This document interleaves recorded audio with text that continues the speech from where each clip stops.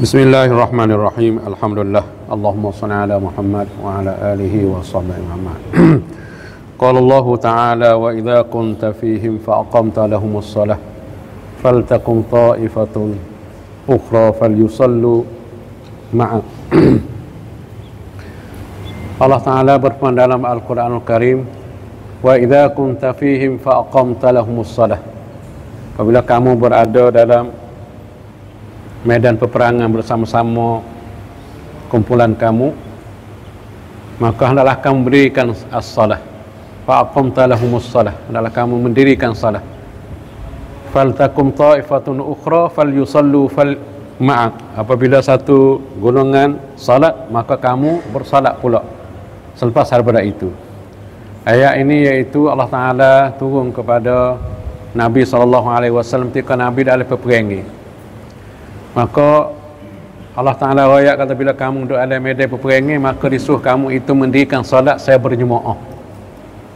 Dalam arti kata, ayat ni ayat kata apabila kamu duduk di hadapan seteru, maka dibagi kepada dua golongan. Satu golongan duduk di hadapan seteru, dan satu golongan lain bersama-sama Rasulullah semaya berjemaah. Apabila Rasulullah SAW semaya boleh 2 rakaat, maka Rasulullah tu bangun rakaat yang kedua, maka orang yang Rasulullah bangun rakaat yang ketiga duduk diri situ, maka orang ni tambah boleh 2 rakaat, maka jadi 4. Tidak, Rasulullah SAW semaya 1 rakaat, maka dia bangun berdiri, dan orang yang semaya bersama Rasulullah SAW itu semaya tambah cukup 2 rakaat. Apabila wisalah, dia pergi menghadapi seteru, maka golongan duduk hadapan seteru mari pula semaya Rasulullah, duduk berdiri bersama Rasulullah SAW boleh 1 rakaat, dan sepenuh 2 rakaat bersama dengan Nabi SAW. Jadi semaya 3 perang itu 2 rakaat lah. Jadi ayat ni ayat kepada kita bahawa dalam keadaan perang pun perintah oleh Allah Subhanahu Wa Taala supaya bersolah jemaah. Jadi sini ayat kata, dalam keadaan celamun, dalam keadaan tidak tenang, dalam keadaan medan peperangan, maka Rasulullah disuruhkan oleh Allah Ta'ala supaya berjemaah beramai-ramai bersama dengan sahabat-sahabat Nabi SAW. Lepas tu, kalau kita orang tak ada susah pas sekarang ni, lebih aula lagi lah.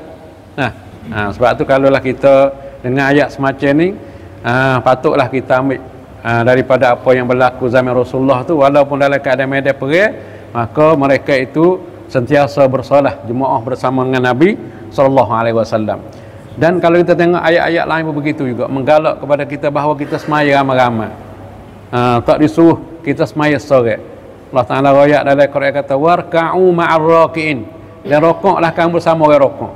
Jadi ayat ni rakyat kata, mudik rokok seorang rumah kamu, tak rokok sama orang ramai-ramai di sejik ni, berarti kamu tak masuk dalam tutur ayat ni. Lepas tu kita tengoklah keadaan kita, tak kira lah. Dia kata ayat nak ada ayat kata, kita pelajar ke, kita guru ke, kita canati ke, kita apa-apa lah, tak apa-apa sama belaka. Apabila kamu tak ada kemampuan, janganlah kamu biarkan waktu-waktu apabila dapat salah kamu nak mengasing diri kamu daripada jemaah ramai-ramai. Bahkan Nabi kata, sesungguhnya kita perlu duduk ramai-ramai. Apabila kita duduk seorang, nanti datang oleh serigala menerkam akan seekor kambing yang terpecah daripada kawan dia. Apabila kita mari semaya, walaupun kurang panggil khusyuk kita, tapi dengan sebab ada ramai-ramai boleh yukamilu ba'du ba'da, boleh sempurnakan setengah yang lain. Itu ayat kata gambar di zaman Nabi SAW. Nabi pun sangat-sangat memberi galak ke lah. Tengok Nabi SAW satu ketika ada suruh sahabat maka suruh sahabat tu jadi tu imam. Dalam waktu sama dia suruh sahabat tu hipung kayu-kayu api kata. Berhipung kayu api kata, hei puakmu lepas tu puakmu komat, aku nak turun kita tengok siapa dia tak ada semaya jemaah ramai-ramai bersama puak kita, aku nak ambil kayu api bakar rumah dia. Jadi kalau kita tinggal semaya duha tak ada bunyi kata kena bakar rumah dah. Tinggal semaya tahajud tak bunyi bakar rumah. Tapi semaya jemaah ni Rasulullah nak bakar rumah. Bakar-bakar ni bukan dosa kecil kalau tengok. Baik pasal kita mari tengok sekali lagi, bukan Kalau tinggal benda sunat-sunat, benda afdal-afdal tu kena bakar. Nah, tapi ayat kata orang tinggal sembahyang Jumaat ni kena bakar. Pas kita tengok sejarah Rasulullah begitu juga. As-salah sedangkan dia tu dalam keadaan sakit, parah teruk dah. Apa-apa dia tu nak menghabiskan nafas ke rahmatullah, tapi dia as-salah. Hingga siapa dia tubik juga seketika Abu Bakar jadi takmir, maka dia tu duduk di belakang. Ayat kata dalam keadaan teruk begitu Rasulullah tu panggil hadirkan salat Jumaat. Sebab tu kita selaku panggil hamba Allah Taala yang panggil betul-betul nak berubudiyah, ia akan nak berdoa, ia akan nasta'in ni mana akan dikaulah kami semua, maka tak sagialah kita tu puasa rajin, kita semaya, puasa malah kita duduk. Nah, lepas tu curi-curi masa kita pergi ke luar, lepas tu sejik ni pun tak ada, peris saja. Nah, maka kita tengok atau benda lagu tu tak akan berlaku, terutamanya talibul ilmi asy-syar'i. Nah, tapi dia duduk dihajar duduk baik tu. Nah, maka boduk mana-mana pun yang di baik tu, maka tadrib diri kita pada masa kita belajar, pada masa kita dalam panggil tempat molek-molek ni, maka ia akan jadi atau kogi, maka akan lahir orang yang selalu duduk solat berjemaah. Hak teruknya lagi Nabi SAW kata satu ketika jumpa, nah dia ada seorang buta nama Ummul Maktum, dia jumpa dengan Nabi. Nah, yang mata tak nampak. Lepas tu dia tanya Rasulullah, ya Rasulullah, aku ni kena pergi tak sembahyang Jumaat? Maka Rasulullah kata, nah, apa pun tak saya sembahyang Jumaat? Dia kata, aku mata tak nampak, tak ada orang nak heret, tutung tukar lagi. Rasulullah tak apa, paling belakang tu Rasulullah mu dengar ada orang azan. Dia kata dengar orang azan.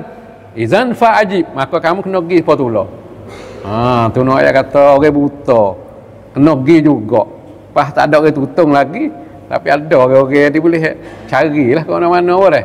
Dia hak celak tu kena lebih-lebih lagi lah. Sebab tu kita jangan tengok kepada orang royak kita wasoponga duk pandai-pandai. Royak kita tu adalah nak beri kebaikan kepada kita.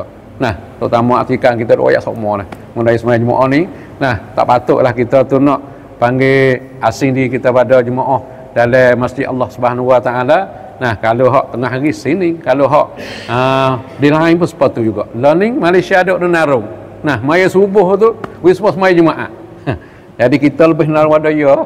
Nah, kita tepat orang panggil bumi yang subuh dengan orang ngaji dah, bumi para alim ulama. Nah, bumi petani, bumi penuh dengan para alim ulama. Bumi yang pernah buat jasa kepada bangsa Nusantara. Alangkah beruntungnya kalau kita berkecimpung semula demi untuk membina kebangsaan yang telah maju jaya. Insya-Allah lah. Wassallallahu Nabi Muhammad wa ala alihi wasahbihi wasallam.